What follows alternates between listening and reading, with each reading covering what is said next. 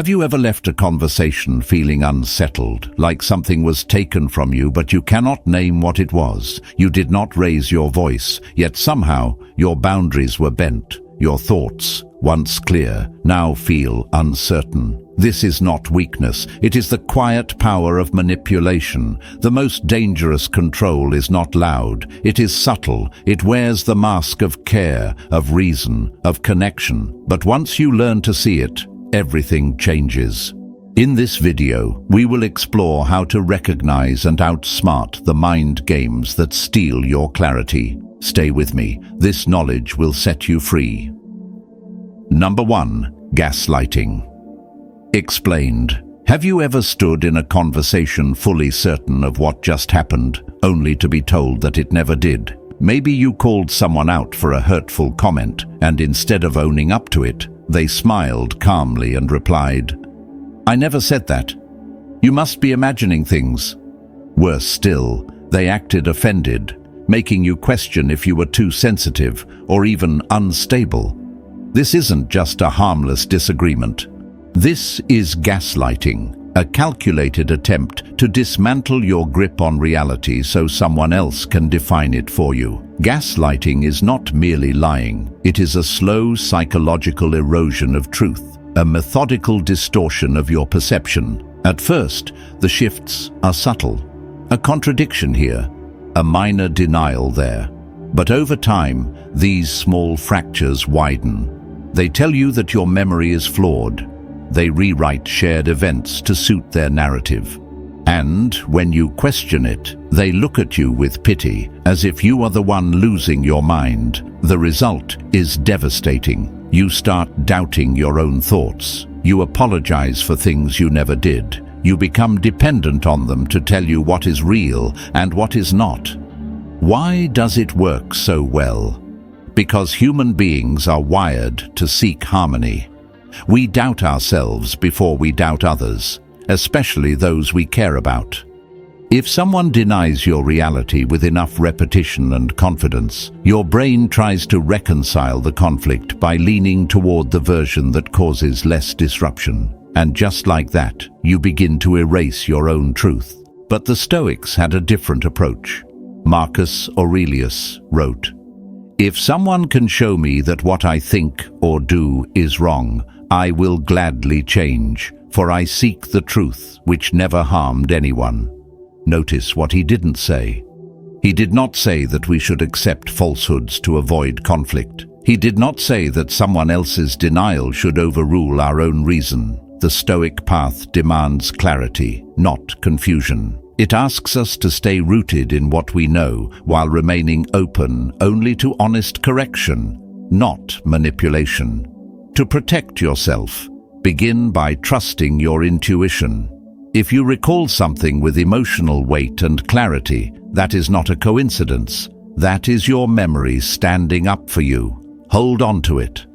Do not surrender it just because someone insists otherwise. Second, if you are dealing with someone who frequently twists facts, start documenting, save texts, write down conversations, keep a simple log of interactions. This is not for confrontation but for confirmation. When they try to spin the story, you have something solid to remind yourself that you are not imagining it. Your mind is intact. And finally, do not step into their game. When you start arguing with a lie, you give it power. You begin dancing to their rhythm. Instead, stand still and speak clearly. Say, "I know what I heard. I remember what happened," and then let it rest. No need to explain, justify, or seek validation. A manipulator thrives on your confusion. The moment you stop defending yourself against fiction, you take away the tool they use to control you. Clarity becomes your shield. And once you hold on to your truth with calm confidence, you become someone they can no longer move. You rise above the noise, and that is the beginning of real freedom.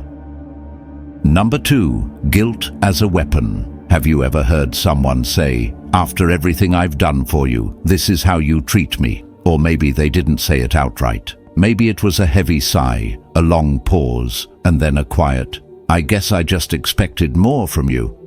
If you've ever felt that twisting sensation in your stomach after hearing words like these, what you were feeling was not love, loyalty, or respect. It was guilt being used against you. And if you are not fully aware, that guilt will become a chain. You will find yourself saying yes when you want to say no, apologizing for healthy boundaries, and sacrificing your peace in the name of keeping others happy. Guilt tripping is one of the oldest manipulation tactics in human relationships. It is not loud or aggressive. It is quiet and disarming. The manipulator does not attack you directly. Instead, they turn your own conscience against you. They present themselves as the noble martyr, endlessly giving, endlessly patient, endlessly hurt. And you become the villain, the ungrateful one, the one who should feel ashamed. And because most of us are wired for empathy, because we do not want to see ourselves as selfish, we cave, we comply. We give up what matters to us just to make that discomfort disappear. And that is the trap. Because once they know they can push your buttons with disappointment, with silence, with a few carefully chosen words, they will do it again, not out of malice, but because it works. It gives them control without ever needing to raise their voice. They shape your decisions without taking responsibility for their influence. They bend your will by burdening your conscience. But the Stoics taught us that the only true power another person has is the power we give them over our mind. Epictetus reminds us that no one can harm you unless you allow it, and that includes guilt. Just because someone feels disappointed does not mean you have done something wrong. Their emotions are theirs to own. Your duty is not to comfort everyone. Your duty is to live with integrity, in accordance with reason and virtue. The first step to defeating guilt manipulation is to recognize it. Guilt tripping always has a pattern. It comes when you assert a boundary. It appears when you say no. It surfaces when you choose yourself. And when it does, do not respond with apologies or explanations. Do not beg for understanding. Respond with clarity. Say calmly, "I understand that you are upset, but my decision stands." You do not need to defend your right to take care of yourself. You do not need to make your needs small just to preserve someone else's comfort. The second step is to remember this simple truth. Standing up for yourself does not make you cruel, it makes you clear. Being firm is not being unkind, it is being free. When you refuse to carry emotions that are not yours, you do not become heartless, you become grounded. You become someone who is not easily manipulated, not because you are cold, but because you are centered in truth. A guilt manipulator thrives on your fear of being the bad person. But here is what they never expect: that you can walk away without anger, without apology, and without shame. That you can say no without explaining. That you can set a boundary and hold it with quiet strength. When you do this, their weapon turns to dust. In the end, guilt is only powerful when you allow it to define your choices. The moment you reclaim your mind, you reclaim your life. And in that space, no one can use your kindness against you. That is not selfishness. That is sovereignty. That is the Stoic path. Number 3, manipulative silence. Silence, when used with integrity, can be a powerful expression of presence. It can create space for reflection, understanding, and clarity. But when it is wielded by someone with manipulative intent, silence turns into something far more sinister. It becomes a weapon, not of noise, but of absence, not of words, but of deliberate withdrawal.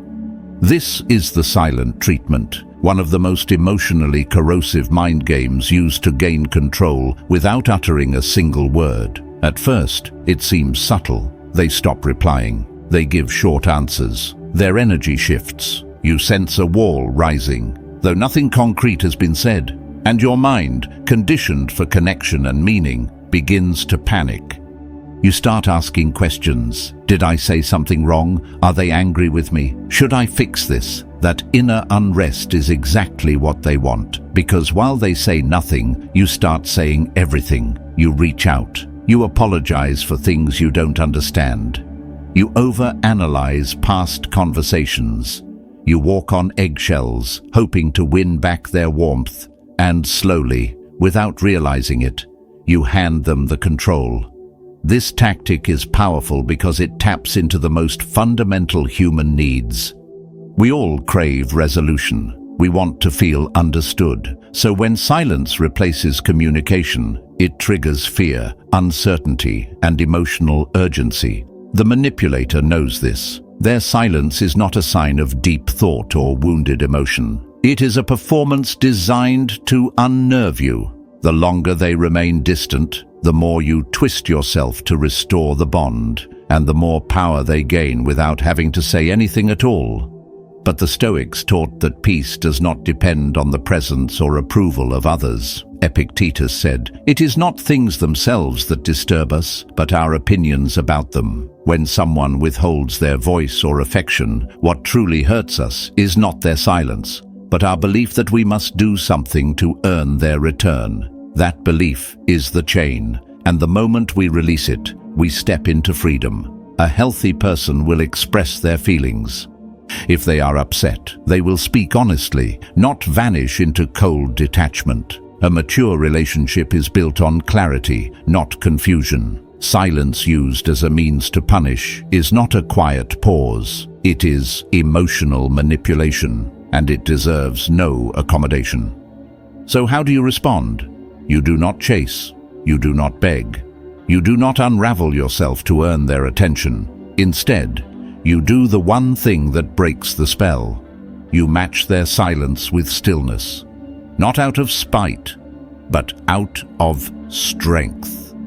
If someone decides to disappear, let them. If they cannot face a conversation but can vanish with ease, that is not someone who values connection. That is someone who uses absence as a tool to provoke guilt and submission. Let them be silent, and use that silence for your own clarity. Reflect, reset, and remember your worth. Your value is not diminished by someone's refusal to speak. In fact, their inability to face discomfort with honesty reveals more about them than it ever does about you.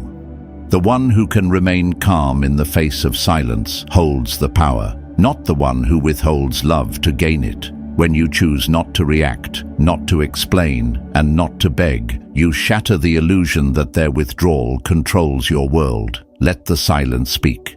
Let it say this: I am not yours to manipulate. I will not play a game where my peace is the price. And if your love disappears at the first sign of tension, then it was never truly love to begin with.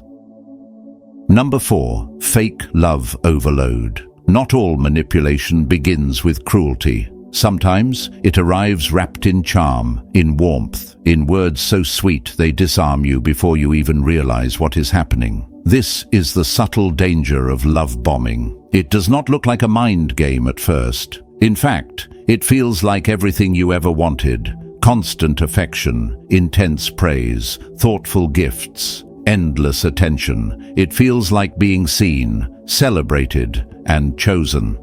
But beneath the surface, something far more calculated is at play. Love bombing is not love. It is a strategy. Its purpose is not to build connection, but to create dependence. The manipulator floods your senses with pleasure and validation, triggering your brain to crave more of it. Every compliment, every romantic gesture, every message is part of a pattern, not a spontaneous act of affection. And as your guard comes down, as you begin to trust, something changes. Slowly but unmistakably, the energy shifts. The messages become less frequent. The compliments fade. The intensity cools. And in their place grows a quiet distance that unsettles you. You start to question yourself. Did I do something wrong? Was I too much? How do I bring back that perfect version of them? That longing is the real trap. Because now you are no longer just receiving attention. You are chasing it. You are trying to earn what once felt freely given. And that is when control sets in. From this moment forward, their affection becomes conditional. If you please them, it returns. If you disagree, disappoint, or assert your own needs, it vanishes. You learn, often unconsciously, to perform for their approval, to shrink your voice, suppress your instincts, and mold yourself into whatever shape will bring their warmth back. This is not love. This is behavioral training. The Stoics understood that anything which controls your peace is a form of bondage. Marcus Aurelius wrote, "The happiness of your life depends upon the quality of your thoughts." And Epictetus reminds us that we should never surrender our judgment to another. Love bombing erodes your judgment by making you dependent on external validation. But true love does not enslave, it liberates. True love invites growth, not performance. So how do you protect yourself? First, be mindful of pace. Genuine relationships unfold with time. They are not rushed, not forced, not overly intense in their beginnings. If someone showers you with overwhelming affection before they even know you, pause. Ask yourself why they are trying to fast forward the connection. Emotional intimacy is something that must be earned, not manufactured. Trust is a slow fire, not a sudden blaze. Second, pay attention to consistency. Healthy affection does not vanish when you say no. Real love remains steady when you set boundaries. If someone becomes cold or distant the moment you stop conforming, it was never love. It was a transaction, and you owe no debt to someone who only values you when you obey. Lastly, remember that you are not here to be dazzled into submission. You are not a canvas for someone else to project their fantasies onto. You are a human being, worthy of respect, patience, and clarity. If something feels too good to be true, do not silence that intuition. Listen, observe. Stand still long enough to see what remains after the storm of affection passes. In the end, love should feel like peace, not confusion. It should bring clarity, not anxiety. The more you honor your inner stillness, the harder it becomes for anyone to shake you with grand illusions. A Stoic does not fear losing false affection. They fear losing their clarity. And that is what you must protect above all. Number 5. Endless proving game. Imagine working hard to meet someone's expectations. You deliver exactly what they asked for, but just when you think you've done enough, the target shifts. They raise the bar without warning. What was once the finish line suddenly moves out of reach. This is not high standards. This is not motivation. This is a game, and the only rule is that nothing you do will ever be enough. At first, it feels like they are challenging you because they believe in your potential. But as time goes on, you begin to feel drained. No matter how much effort you put in, the goal keeps changing. You find yourself trapped in an exhausting cycle of trying to prove your worth. And still, there is no recognition, no closure, no peace. Just more hoops to jump through, more silent disapproval, more subtle suggestions that you are still falling short. This tactic works because it triggers self-doubt. Instead of questioning the shifting expectations, you begin questioning yourself. Maybe I could have done better. Maybe I really am not enough yet. That is exactly where they want you, always striving, always apologizing, always seeking approval that will never come. This happens in every kind of relationship. A manager who keeps adding tasks after each deadline. A partner who becomes distant no matter how much you give. A parent who withholds affection unless you meet some invisible standard. And the message is always the same. You are not quite good enough, but maybe, if you try a little harder, you will be. The Stoics warned us not to let others define our value. Marcus Aurelius wrote that the approval of others is nothing compared to the approval of your own conscience. Your worth is not determined by someone else's shifting standards. It is measured by your own integrity, your own effort, your own peace of mind. So how do you protect yourself? Recognize the pattern. When someone keeps changing the expectations without cause, speak the truth. Say clearly, "You asked for this. I delivered it. If that is no longer enough, that is not my failure." Refuse to keep running in a race with no finish line. Set your own standards. Decide for yourself when your effort has been enough. And once you have given your best, let that be your answer. You do not need to prove your worth to those who refuse to see it. You do not need to keep striving for validation that will never be offered. Walk away from the endless race. Stand still, and remember that your value was never theirs to measure. Number 6. Turning people against you. Have you ever been in a conversation where someone says, "Even Sarah agrees that you overreacted," or "Mark thinks you are being unreasonable too"? This tactic is not about honest dialogue. It is triangulation, a psychological strategy manipulators use to dominate conversations, distort perceptions, and make you feel cornered.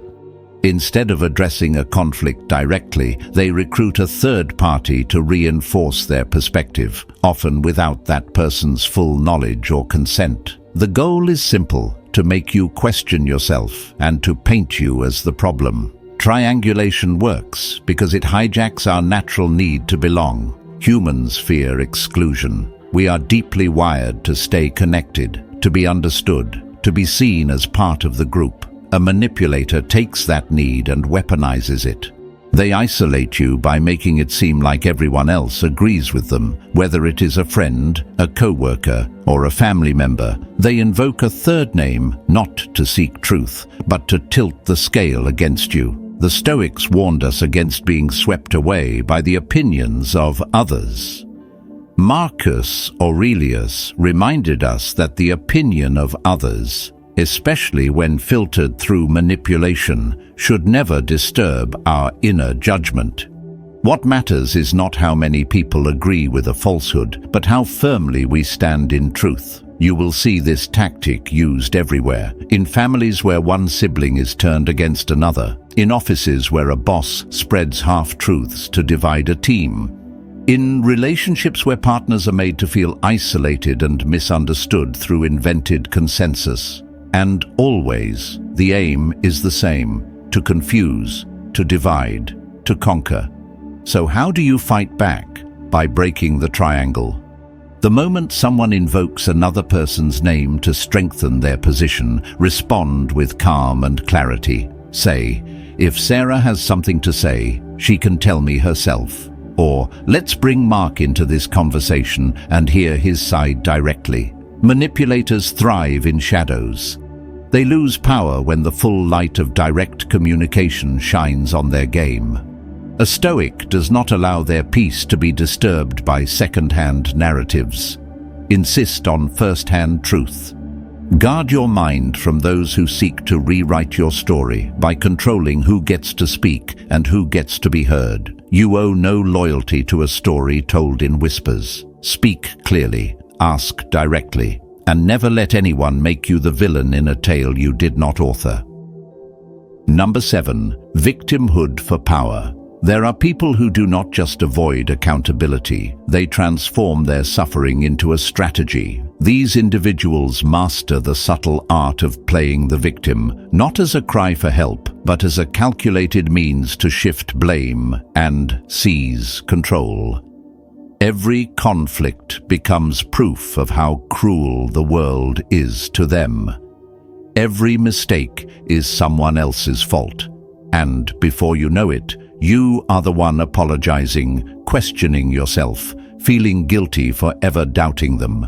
At first, it looks harmless. They speak often of how life has been unkind. They recount how others have used, mistreated, or betrayed them. You feel empathy. You want to be the one who finally treats them right. But soon, patterns begin to emerge. No matter the situation, they are never responsible. Every failed relationship was because the other person was toxic. Every argument was a misunderstanding. Every setback was someone else's doing. They deflect, distort, and deny. The danger is not just in their stories, it is in how those stories are used. When someone consistently paints themselves as a perpetual victim, they do not just seek comfort, they seek control. Sympathy becomes a shield. Guilt becomes a weapon. The more you care, the more power they gain. And if you ever challenge them, even gently, you are suddenly cast as the villain. You are accused of being cold, unsupportive, or lacking compassion. But the Stoic understands the difference between suffering and manipulation. Marcus Aurelius taught that adversity is something to rise through, not something to hide behind. Real pain seeks healing. Manipulated pain seeks leverage. A true victim desires restoration. A chronic manipulator desires advantage. Their sorrow is not a bridge to connection. It is a tool to keep you entangled in their emotional world, constantly trying to fix what they have no intention of changing. So how do you protect yourself? Watch for consistency. Do they ever take responsibility for their actions? Do they show signs of growth, of trying to resolve their problems? Or do they recycle the same complaints year after year, using their story to excuse bad behavior?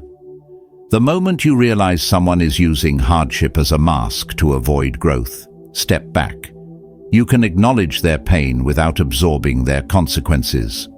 The Stoic path demands both compassion and clarity.